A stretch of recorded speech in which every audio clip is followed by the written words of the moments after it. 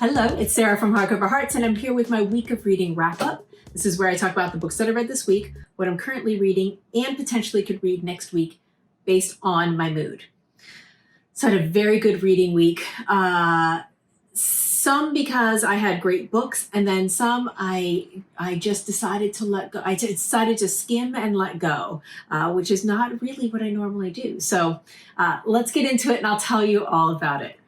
First up, what I completed, I think if you've watched the channel, you know that I'm doing a book project with Leo of A Little Book Life. And we are reading the entire oeuvre of Anita Brookner. She was a English writer in the end dates of the last century. And I think she started publishing in the 80s. And she tends to write spinster lit. I just learned this from Ryan of Read by Ryan on Instagram. He and Russell from Ink and Paper Blog. And so she talks about the specific loneliness that these women suffer from. But she does it with such astuteness, and she's so smart, and she's so interesting, and her writing is so good. This is our 7th book. Now, when we read the 6th one, A Misalliance, it was a misfire. Both of us really felt like it had just gotten too bitter and strange, and it just wasn't what we were expecting or something that either of us liked. But she brought it back with A Friend from England. So this is a story of, we're really focusing on 4 characters. Our main character is Rachel, and she is in her late 20s, and she is orphaned. Both of her parents have passed away, and she has befriended, or kind of been quote unquote adopted by her father's accountant of all people. And so she owns a bookstore, and she goes to get help and advice. And this man has actually come to her rescue and really kind of taken her under his wing and invites her to their home. And she is so taken with these expressions of affection and the home life between him and his wife. His wife's name's Dory. His name is Oscar. That she just is completely taken in by them and feels a longing. And in this time, her loneliness is for family.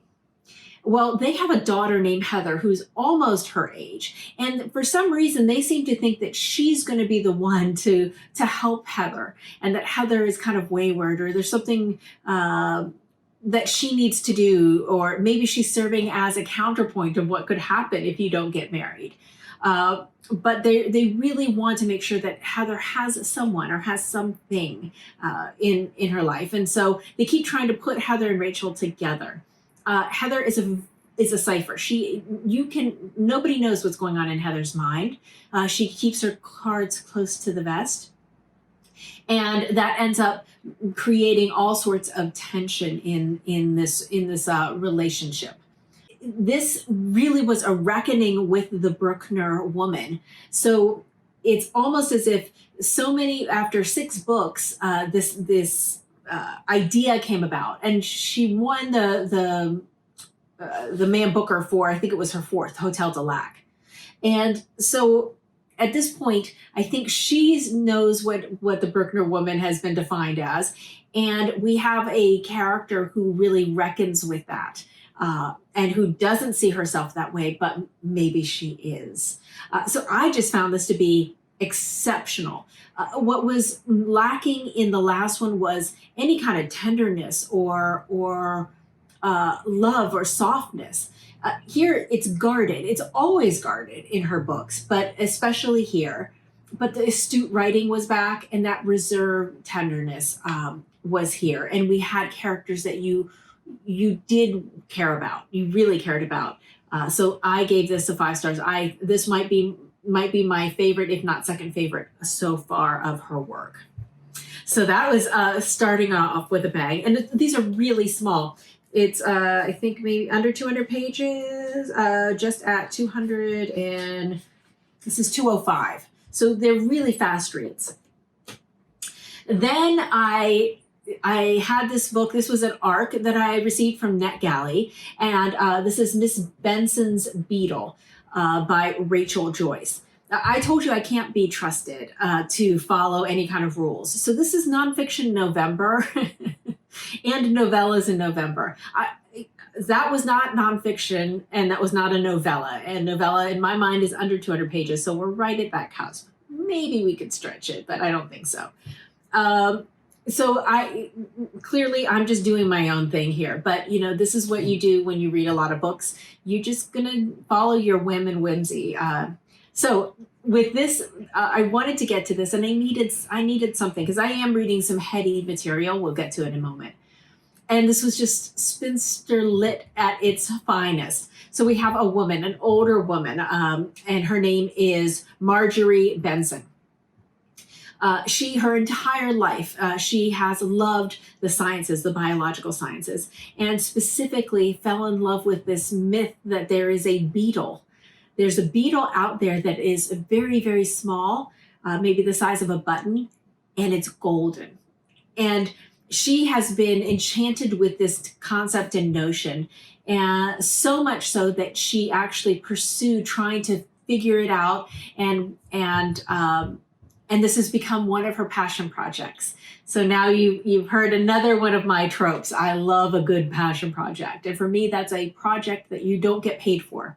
I mean, hello, book 2, right? It's something that you love to do, and you can't stop. It's kind of intrinsic to your nature, and so it's something that sits outside the commercial realm, so to speak. And so with this, she's always longed to go out on an expedition and find this beetle. FYI, the beetle may not exist. The beetle may be a fantastical character, but she wants to be the first one to find it. They are in London. She is in London. This beetle is in New Caledonia, which is in the South Pacific, in a remote island. She, reaching her 40s, is finally just fed up with her existence and kind of has a bit of a break and decides this is it. If she doesn't do it now, she's never going to do it. She doesn't have any more family. She's completely alone in the world. And she puts out an ad in the paper for an assistant. And all sorts of shenanigans start to ensue from there. And she gets an assistant that is probably the worst possible choice, and off they go to New Caledonia. And this was kind of an adventure romp, so charming, so much heart, and there's some serious pathos here, kind of rippling under the surface, and that does start to come out as the book progresses. But I thought it was, as a caper, as an adventure, it was really fun. The pace was great. I thought the characters were wonderful. And I just highly recommend it. It could have been syrupy. It could have gotten too sentimental, and it didn't. It really rode that line very, very well. This is something that I would get for people in my life to give them as just a fun book to read. So that was a great delight. Then, so I raved about this last time. This is Ali Smith's Artful. I will say the very first essay was unbelievable, just like jaw-dropping, stopped me in my tracks. On Time was astounding. She is doing an essay, but these are based on talks she gave at Cambridge in 2013. And what Ali Smith does is it's an essay, but she uses a narrative form. So she has this character. I figured out it's not her, but it felt so real. I thought it was her. And the setup is that she is speaking to her partner who has died, her long-term partner. They've been together for years and years, who has died. And she knows that she's dealing with a very substantial amount of grief because she's haunted by the ghost who's just showing up and spending time with her, that she speaks with her. She has conversations. They're communicating back and forth, and she knows this isn't true. And that theme or that setup continues throughout the entire story, but most in the first essay, not story, essay. So on time, I thought was remarkable. It says on time, on form, on edge, and lastly, on offer and on reflection. What Ali Smith does, and I think she does very, very well, is she takes, she pulls materials from literature, from history, from news, and it's almost like she's got this amazing wealth of knowledge, and she pulls these little scraps in and creates a collage. And sometimes that collage really works for me, and sometimes I don't understand what she's talking about. That's what happened here in some of the other essays. She was talking about books that I have not read, so therefore the references didn't land for me. Now, keep in mind, she's giving this to Cambridge, and she's giving this to a comparative literature graduates, right? So they have these references and they know these things. So I don't know that this is general consumption type of material. So much of this I really liked, and even in the sections that I didn't really understand, there would be a moment of a spark of, oh, where I would see something and it was so beautiful or so magnificent that I was intrigued, but I didn't get enough of it, or I didn't understand. It's me. I didn't understand enough of it to really connect with other portions. So I skimmed it. This is something I'll come back to. As I read more, I think this will be a lovely compendium to that work. But for right now, I just don't get a lot of these. She uses Dickens, but specifically Oliver Twist, which I have not read, and it's on my list. So, I'm a little familiar with the story, but not as familiar as I really should be in order to think about what she's trying to present here in the best way. So I gave it a big, but because of how amazing that first bit was, I gave it a 3, because I will remember that. How about that? Okay, so next up, I tried a Colette. So I thought this was a novella. I don't pay attention a lot of times. I don't read back covers. I like to go in really fresh with the books that I choose, because I already do a little pre-screening to get certain material. But so I wanted to use this from my novellas in November. Oh, this was my nonfiction November, one of my choices. This was going to be novellas in November, but it's 2 short stories, which is not what I was looking for. So this is Colette, Gigi, and the Cat. Really gorgeous cover there. This first story, though, Gigi, was exceptional. And I put something on Instagram how books communicate to each other. So I'm reading Proust with Leo of A Little Book Life. We're reading In Search of Lost Time, the 7 volumes. And we're on volume 2. And one of the main characters in Search of Lost Time is a former coquette named Odette. And in Gigi, we have a 15-year-old girl, almost 16 years old, who is being raised by a family of coquettes. So she has a grandmother, a mother, and a great aunt who's a kind of a famous coquette. She has all of these lovers and lives a very wealthy life, but doesn't really talk about it.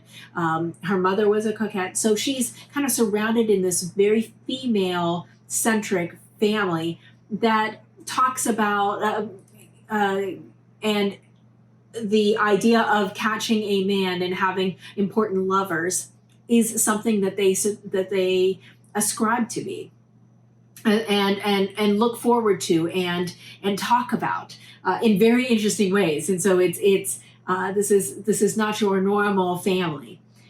Well, we've got Gigi, who's just so smart. She may not know about the ins and outs of sex and all of that, but she understands the implications of pairings. And what ends up happening is that there is a family friend who's a rich older man who has been coming around, and he's seeing her and he's getting interested in her, and he's having problems with his love affair, his coquette that he's been engaged with. But she sees right through him, and she has this astuteness that is just really fascinating. I thought it was delightful. If you can read that story, I highly, highly recommend it. Now, The Cat, on the other hand, I did not get on with. And mostly because there was just a ton of dream sequences, and the main character is a man that I just didn't like his tone. I don't like his attitude. And so it just I didn't warm to it. And I've got too many books to read to force myself to read a story that I'm not interested in. And the first one was so delightful that I gave this a 3 anyway. So there you go with that. And then I finished the audiobook that I was listening to. This is a monster audiobook. I think it was like 40 hours or something like that. My poor husband had to listen to it in the background while I'm working and doing errands and stuff like that. And even he's a little bit done with it. But it was exceptional. This is 9th Street Women. Lee Krasner, Elaine de Kooning, Grace Hartigan, Joan Mitchell, Helen Frankenthaler, 5 painters, and the movement that changed modern art. This is by Mary Gabriel. This was a fantastic book. I did it in audio, even though I have the ebook. Just a fantastic book. So thoughtful, so thought-provoking, and really robust. So this it kind of takes us from kind of the right before World War II was starting, through the after effects of America after World War II, and then it kind of later in life. And so there's just a huge swath of time for these 5 women. Another thing that I liked very much about this is how the women were absolutely the focus, but they also, she expanded the scope to show what was happening in the community of artists for the modern art community, which included men that became their husbands, men that became their lovers, their friends. You know, it was a wide community, including art critics and poets. And, you know, we've got the Beats in there. We've got Frank O'Hara's there. We've got all sorts of people including the husbands, Jackson Pollock and Bill de Kooning specifically. So I loved flipping the gaze from focusing on the men and then the women behind the men to no, these were artists that married artists or were lovers with artists who alongside other artists worked. And so that equal footing portion was very interesting. And when they did support their husbands, when they did support boyfriends and all that, these were sections of their lives or choices made, they weren't the muses of their husbands. They weren't there to serve the husbands. They always did their art. And if anything, they were coaches. Some of them were coaches to their partners. Lee Krasner specifically, she coached Jackson Pollock and really kept him in the spirit of what he needed to do in order to make art. And when she wasn't there to do that, he kind of fell apart. So just a really great, if you are interested in female artists, if you're interested in modern art, if you're interested in this time period, there was, I thought from a historical perspective of what was happening in America, what was happening in the art scene, how the art scene actually became a thing in New York City, and then any of these women. This is just an excellent, superb book. I have the ebook, but I listened to this in audiobook. I think it was one of the free from the Audible members, and it was, I'm not even going to joke, it was long. It was I think it was like 45 hours. But I feel like I spent a good long time with these women, and I really appreciate them after this long time spending. Even my husband, he knows all about these women now, which is kind of exciting. So that was really great, and I did that for Nonfiction November. Now let's talk about what I'm currently reading. Still making progress, kind of taking 20 pages at a time of In Search of Lost Time, Volume 2, In the Shadow of Young Girls in Flower, reading this with Leo of A Little Book Life. Also making really good progress on a writer's diary, being extracts from the diary of Virginia Woolf. I'm reading this with Elizabeth of Bookish North, and we're just reading a year in the diary and then checking in, and we're kind of keep getting the pace a little bit faster. Again, because I can't be trusted, this was in the library, and so I decided to take it out. This is A Pretty Deceit. This is the fourth Verity Kent mystery series by Anna Lee Huber. I really liked her. I really like her series. I like the Verity Kent series. I think this is the newest one. I think this just came out in 2020. Let's see. Yes. So this is the brand new one. I'm enjoying it so far. It's a fast, nice palate cleanser. So I'm maybe a third of the way through. So enjoying that one very much. Then let's talk about next week. I'm going to start reading Too Much and Not in the Mood by Durga Chubose. So this is essays, and looking forward to trying this out. Hopefully finishing this month. They also had something at the library that I've heard great things about. I think Sean and Bert from Past Story Time have talked about this. This is The Outrun by Amy Littrott. And this is, let's see, a woman who moved away and got involved was like living her life, and I think she had problems with alcohol, and so to dry up and to kind of reset herself, she returns home and lives on her own. And so it's supposed to be, it's about addiction and recovery, but it's supposed to be gorgeous and very interesting, so I might pick this up.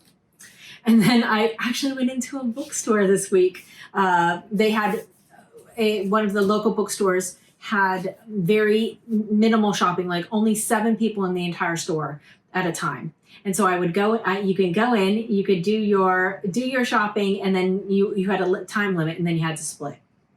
And while I was there, I found this, because now apparently I'm obsessed with Virginia Woolf. This is Virginia Woolf at Home by Hilary McCaskill, with a foreword by Cecil Wolfe. And it's just gorgeous. I mean, look at that.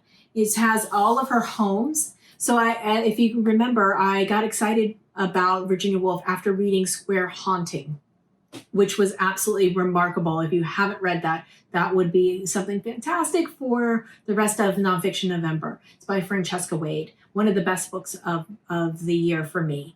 So now I just can't get enough. So I'm interested in seeing the home that she lived in that area that was talked about in that book. So this is exciting. And of course I have all these that are still waiting and kind of vying for my attention. I'm going to have a little bit of time off for the Thanksgiving holiday. And since we're not going anywhere, I'm just going to try to deep dive into some novellas to try to get some of those knocked out. But otherwise, I'm really happy with everything that I've read. I would love to know, have you read any of these? What are your thoughts? And as always, please remember to stay safe. We're still in a pandemic. Maintain safe social distance. Please wear a mask, wash your hands, and do not touch your face. That's it for me for today. Thank you so much, and I'll talk to you later. Bye.